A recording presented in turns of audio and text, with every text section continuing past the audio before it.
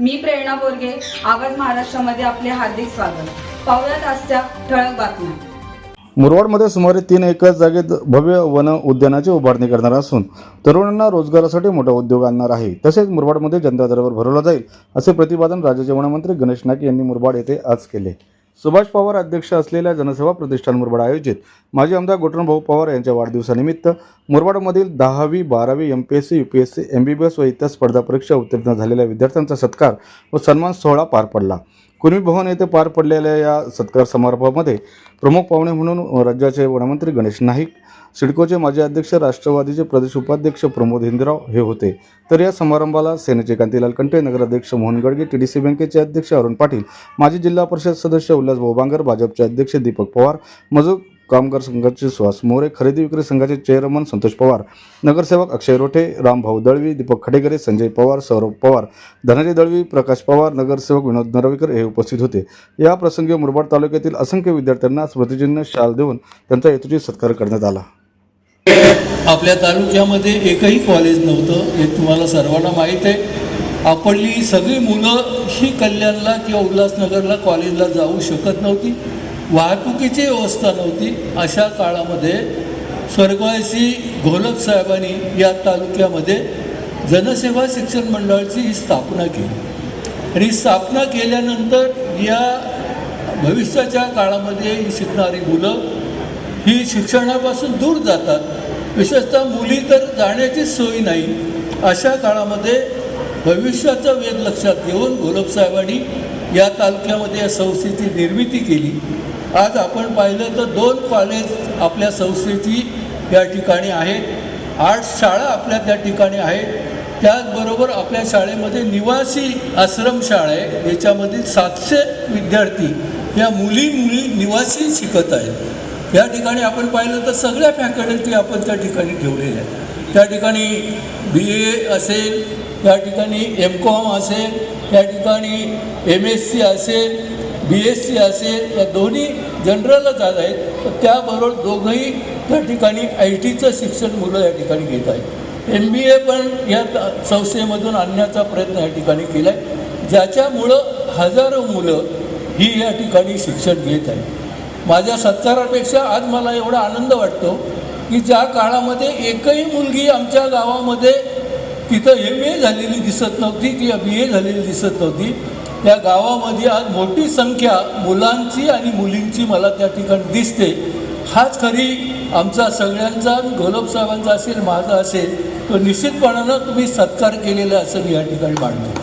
मी सुरुवातीलाच अनेक वेळेला सांगितलं, समाजाच्या मीटिंगमध्ये मी सांगितलं सगळ्या मित्रांना की आता याच्या पुढं माझा या ठिकाणी वाढदिवस साजरा करायचा नाही. वाढदिवस हा आता आपण बंद करूया. त्याच्यापेक्षा जी समाजामध्ये शिकलेली मुलं आहेत, किंबहुना जी समाजामध्ये पुढचं शिक्षण घेऊ शकत नाही, अशा मुलांना आपल्याला काय मदत करता येईल का, ते काम आपण सर्वांनी करा. तोच खऱ्या अर्थाने सत्कार आहे असं आपण या ठिकाणी मानूया. कुटऱ्या भाऊनी शिक्षण क्षेत्रामध्ये काम केलं, सहकार क्षेत्रात काम केलं, शेतकऱ्यांच्या विविध गोष्टींमध्ये त्यांनी लक्ष घातलं. मगाशी त्यांनी खाजगी वने 35 सेक्शनचा उल्लेख केला. गोटराम भाऊ खरं म्हणजे 35 सेक्शनचा सगळ्यात मोठा विक्टीम मी आहे. माझ्या नावावर 54 एकर जागा होती, नंतर इरिगेशन झालं, पात्रता कमी झाली, हॉर्टिकल्चर आलं म्हणून 18 एकर जागा आली. 18 एकर जागेपैकी माझ्या जवळ 12 एकर जागेला खाजगी वन लागलेले. हे कधी लागले? मी जागा घेतली त्याला कोरा 7-12 उतारा होता. आता कोणी जाणून बोलून लावलं का मला माहीत नाही. त्या कालखंडात नंतर वनमंत्री मी झालो. गोटराम भाऊ बोलायचे की पवार साहेबांना सांगून पण केंद्रीय मंत्र्यांबरोबर बैठका लावू वगैरे. भाऊ, स्वर्गात गेलेला माणूस परत येईल, फॉरेस्टमध्ये गेलेली जागा परत येणार नाही. म्हणजे माझ्या शेतावरच्या सगळ्या गोष्टी जर 12 कोटी रुपयाच्या इमारती मी तोडून टाकल्या. संजय पवार गोष्ट करी ना, पूर्वीचं तिथं काय राहिलेलं नाही आहे. म्हणजे याचा अर्थ मी माझ्यावरचा अन्याय दूर करू शकत नाही, कारण ती गोष्ट खरी आहे की आता माननीय देवेंद्र फडणवीसांनी जो निर्णय घेतला महसूल विभागामार्फत, जे लोक आपली घरं बांधून राहिलेली आहेत ती अनधिकृत आहेत, त्या महसूल विभागाच्या मार्फत मंत्रिमंडळासमोर प्रस्ताव आला की 500 स्क्वेअर फूट, 1000 स्क्वेअर फूट आणि 1500 स्क्वेअर फूट ती बांधलेली घरं त्याच्या मालकीची करण्याचा निर्णय घेतला. त्याच्यामध्ये अट संरक्षण खात्याची, वन खात्याची जमीन वगळून, काय म्हणजे वन खात्याची जागा कुठल्याही गोष्टी करता घेता येत नाही. आज महाराष्ट्रामध्ये एकूण असलेल्या जागेच्या 21% जागा वन खात्याकडे, म्हणजे 100 एकर जागा असेल त्याच्यामध्ये वाड्या, वस्त्या, ग्रामपंचायत, नगरपालिका, महापालिका, औद्योगिक वसाहती, खाजगी लोकांची शेती, ही सर्व जर त्या ठिकाणी 79% असेल तर 21% जागा वन खात्याची. केंद्र सरकारच्या थंब रूल प्रमाणे ती 33% जागा करायची आहे आणि म्हणजे आता 12% जागा अजून वन खात्याला विकत घ्यायची. आता वन खात्याचा पुराण इथं मी ऐकून दाखवणार नाही, त्याला वन खात्याची पुस्तिका येईल, त्याला आपल्या सगळ्यांना कल्पना येईल. परंतु गोटराम भाऊच्या विषयी बोलायचं म्हटलं तर गोटराम भाऊ एक सहिष्णू माणूस आहे. आलंदी, देहू, पंढरीचा वारकरी. गोटराम भाऊनी कोणाला दुखवलेलं, गोटराम भाऊनी कोणाचं नुकसान केलं मी नाही, म्हणजे दुसऱ्या कोणी केलं असा प्रमोद माझा दावा नाही आहे. नाहीतर प्रमोद बोलत का मी नुकसान केलं म्हणून माझं नाईक साहेब नाही बोलत, फक्त गोटराम भाऊंचं कौतुक करतात. आहे ती गोष्ट खरी आहे. मला इथे काय विधानसभेला उभं राहायचं नाही, मला आता लोकसभेलाच उभं राहायचं नाही. जे खरं आहे ते सांगायला मी कोणाच्या बापाला नाही घालवलं आणि माझ्या नांदाला लागला त्याला मी कोणाला सोडलेलं नाही आणि सोडणार पण नाही. याचा अर्थ अहंकार नाही. भिकाऱ्याला पाय लागला तर भिकाऱ्याची माफी मागितली पाहिजे, लहान मुलाचा अपमान झाला त्याचीसुद्धा माफी मागितली पाहिजे. पैशाचा अहंकार, पदाचा अहंकार, धनदौलतीचा अहंकार हे सगळे मातीत जातात. तुमच्या सगळ्यांच्या आशीर्वादानं गणेश नाईक आता 75.5 म्हणजे गोटराम भाऊंच्या मी छोटाच आहे परंतु मी दमदार आहे. मी कधी थकलेला भगलेला तुम्हाला कधी दिसणार नाही आणि म्हणून मला या गोष्टीचा सार्थ अभिमान आहे की गोटराम भाऊ सारख्या एका ज्येष्ठ सहकार्याच्या बरोबर 3 वेळेला पालकमंत्री ठाणे जिल्ह्याचा मी राहिलो. भाऊ मी पालकमंत्री नाही आहे, मी पालघर जिल्ह्याचा पालकमंत्री आणि इथला संपर्क मंत्री. तर लोकांचं चुकून तर मला की सहपालकमंत्री म्हणून परत पत्र देतील, तसा काही प्रकार नाही आहे. एकूणच प्रमोद हिंदुरावांनी या ठिकाणी एक गोष्ट करी, धीरूभाई अंबानी माझे मित्र होते, मुकेश अंबानी माझे मित्र आहेत, मुकेश अंबानींचे पुत्र माझे मित्र आहेत.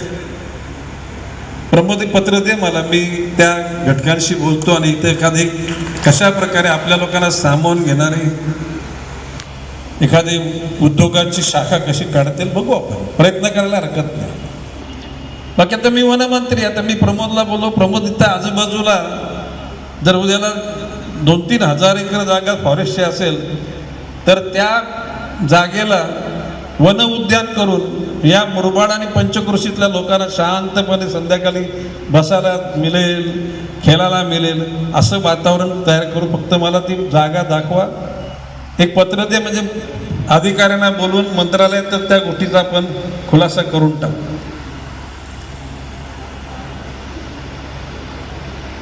गोटराम भाऊनी अपेक्षा केली की आता जे महाराष्ट्र सरकारने शेतकऱ्यांची कर्ज माफी केली, वीज माफी केली, मोठ्या प्रमाणामध्ये केली. भाऊ तर तुमच्या मनामध्ये ज्या कोणाला काहीतरी त्या 50,000चा फायदा नाही, मला सगळं जरा डिटेलमध्ये तुम्ही पत्र तयार करा, मंत्रालयात बैठक लावतो मी.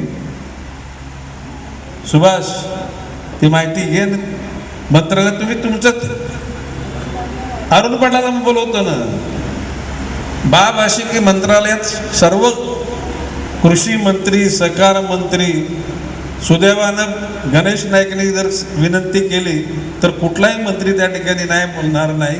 जे कायद्याच्या कक्षेत आहे त्या सगळ्या गोष्टी पूर्ण करून देतील. मुरबाड तालुका हा शैक्षणिकदृष्ट्या अतिशय फॉरवर्ड तालुका आहे.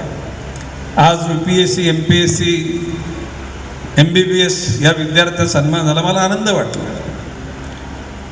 गोटरा मोहनच्या कितीतरी कार्यक्रमाला मी आलेलो आहे. मग अशी सुभाष पवारांनी सांगितलं ते क्रीडा महोत्सवाला तालुक्याचं आपलं ते काय स्टेडियमचं काय झालं? नाही आता तुम्ही द्या ना, तुम्ही नाही तुम्ही ते पत्र द्या. क्रीडा मंत्री जे गरजेचे सगळ्यांना बोलून घेऊ. शेवटी नुसते शिकून नाही, मुलाबालांना खेळ सुद्धा खेळता आला पाहिजे. माननीय मोदीजींच्या नेतृत्वाखाली चालणारा देश, या देशामध्ये महिलांकरता अनेक त्या ठिकाणी योजना राखलेल्या आहेत. राबवण्याचं काम आपल्याकडे. पुरुषांना जितकं कर्ज नाही मिळणार त्याच्यात इझी 50% पुरुषांनी जर एक दिवस कर्जासाठी घातलं तर महिलांना अर्ध्या दिवसामध्ये कर्ज मिळेल. आणि म्हणून मी महिलांना आवाहन करेन, गोटराम भाऊ तुम्ही आता वाढदिवस साजरा नाही करायचं ठरवलेलं, ठीक चांगली गोष्ट आहे. परंतु आता किंबहुना तुमच्यामध्ये अजून सुद्धा तुमच्याविषयी समाजामध्ये आदर आहे. या तरुण लोकांच्या माध्यमातून महिलांचे बचत गट आहेत. ग्रामपंचायत लेवलवर पंचायत समिती, जिल्हा परिषद गटागणिक तुम्ही अशा संघटना असतील त्यांचं सगळं ऑर्गनायझेशन करा. अशा प्रकारच्या उद्योगासाठी आपल्या जिल्ह्याला Maharashtra bank of Maharashtra he lead bank आहे. त्या सर्व बँकांच्या मॅनेजरना बोलवून, ठाणे जिल्हा सहकारी बँक तर आहेच, परंतु त्याच्या पलीकडे अन्य बँकांचे सुद्धा त्या ठिकाणी सहकार्य घेऊन उद्योग व्यापार हा वाढला पाहिजे. नुसतं शिक्षण डिग्र्या घेऊन चालणार नाही. आणि सगळ्यांनीच काय लक्षात का म्हणजे डॉक्टर होण्याची स्वप्न काही नाही बाळगली पाहिजे. वकील व्हा, कोणी CA व्हा, कोणी पायलट व्हा, कोणी शासकीय सेवेमध्ये कृषी खात्यात, जलसंधारण खात्यामध्ये, पर्यावरण खात्यामध्ये, विविध खात्यांमध्ये त्या ठिकाणी प्रावीण्य निर्माण करा. खरं म्हणजे